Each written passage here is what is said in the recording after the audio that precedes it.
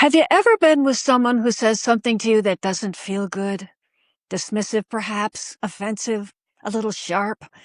And instead of responding, you shrug it off, change the subject, tell yourself it's no big deal, while you replay every word all night, feeling angry at them for saying it, and then angry at yourself for saying nothing? If you've been there, here's my question. Why does protecting their feelings matter more to you than protecting your own? I had to ask myself that same question for years. And it led me to one word that's going to change how people treat you and how you treat yourself. Years ago, I used to think that keeping the peace was a good thing, a mature thing, maybe even a spiritual thing. But deep down, I knew it was me being too afraid to speak up while keeping everyone else comfortable at my own expense. But at the time, I didn't know what to do about it. What I did know was that I wasn't able to stop thinking about it. I'd go home and replay the whole conversation, every word, every pause. But in the replay, the imaginary do-over, oh, I have to tell you, I was magnificent. I'd say exactly what I meant, and I'd let them know what I felt, and sometimes I'd give them a piece of my mind, and they'd have nothing to say back because I won that battle. It was brilliant. Unfortunately, by then it was 2 o'clock in the morning, and I was alone in the dark, and the only person who heard any of it was me. Then I'd wake up, and nothing had changed. I was still carrying the weight of what I should have said, and that's when it finally hit me. I wasn't protecting the relationship.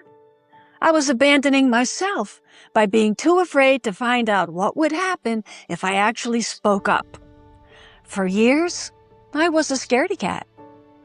But something good came out of it, because that fear led me to one word. I wish I could claim credit for it, but it was given to me by my therapist 35, 40 years ago. I was telling her about a friend who scolded me recently over a misunderstanding we'd had and how badly I felt afterward. She listened intently to the whole scenario, and as I watched her shake her head back and forth, she uttered one word that literally stopped me in my tracks. Are you ready? Unacceptable. I said, "What do you mean?" To which she replied, "It's unacceptable that anyone treats you that way." Oops. Oops, you don't deserve that. It's disrespectful. It's unacceptable. Do you know that I never had anyone stand up for me like that? No one had ever looked at what happened to me in my life and said, "That is not okay. You don't have to accept that." If that sounds familiar, I'd love to know in your comments, because this one word changed everything. Because now I had to consider something completely different. Maybe accepting how people treated me wasn't about being mature or spiritual. Instead, it was the way I had learned to abandon myself. And in just a moment, I'm going to tell you the other thing she said to me as I walked out the door of that same session. Something that has stayed with me my entire life. But before I go on, if what I'm sharing feels valuable for you, I'd love for you to be a part of our community. We're only a few people away from our goal of 1,000 subscribers, and every single one matters more than you'd think. So consider subscribing and hit that little subscribe button, and I'm always excited to hear from you. So remember to comment on what you liked about this video, and I promise to answer every one of them. Now, fast forward to the present. When I look back at who I was then, I see that I had been abandoning myself for years. And I want to tell you what I mean by that, because it may not be what you think. When you abandon yourself, it's not something someone does to you. It's what you allow them to do to you. And it doesn't matter who it is. Whether it's your spouse who says something critical about you at the dinner and you let it slide, or a friend who cancels on you for the 3rd time and you text back, "No worries." Or your adult child who speaks to you in a tone you would never have used with your own mother, and you say nothing. You tell yourself you're just being patient. Does any of that sound familiar to you? Because here's what's really happening. Every time you accept treatment you know isn't right, you are sending yourself and others a message that says, "I don't matter." Self-abandonment doesn't start with anyone else changing. It has to start with you. So it's worth asking yourself, how do you talk to yourself after a mistake? How quickly do you dismiss your own needs?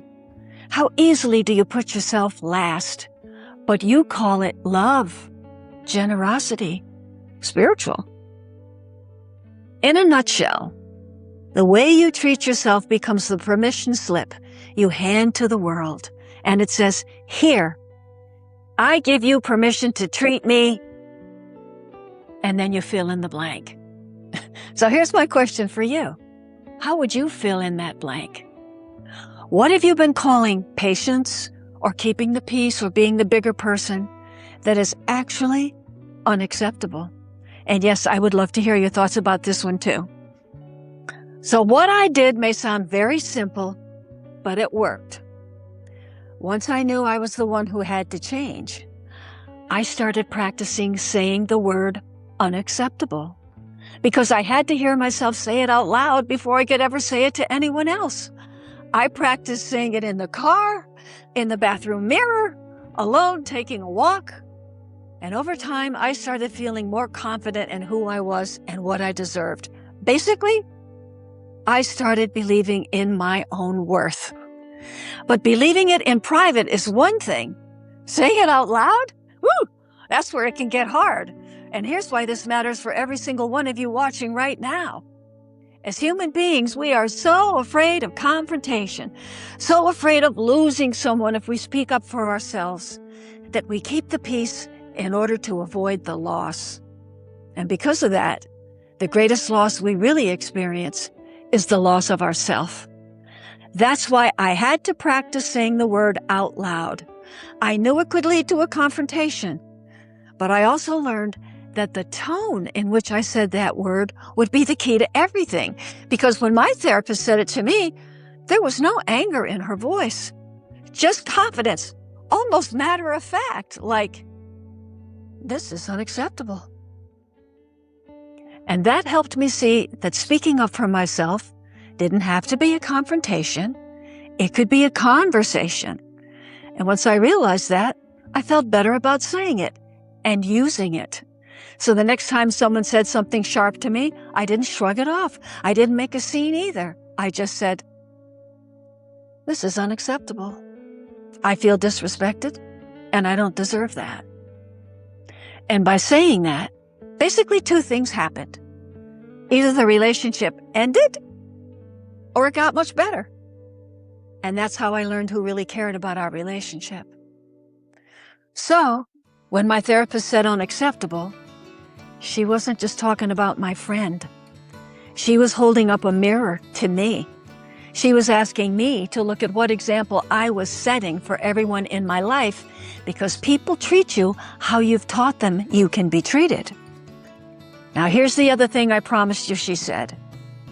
As I was leaving her office that day, she stopped me at the door and said something I've never forgotten.